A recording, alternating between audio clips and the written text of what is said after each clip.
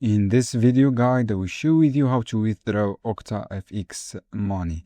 If you want to withdraw your funds, follow me on this video. The first step, go to your withdraw option or wallet option. The same thing, guys. You can go to your wallet from this section. Click on the wallet, you can see here. After that, when you click the wallet, guys, you will see withdraw request. So guys, write your withdraw request, your email of Nettler here.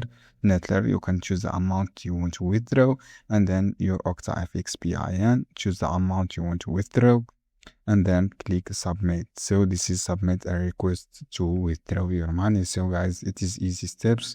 The withdraw, you guys maybe take 3 or 0 to 3 hours, depend on your time on your country. So guys, just go to your wallet from here, withdraw, and then go to withdraw, choose the payment here, Nettler, go to withdraw, choose the payment here, and then write your email details and choose the amount you want to withdraw, and then click submit. So guys, this is how you can do it. Is easy steps. So this guide helpful for you.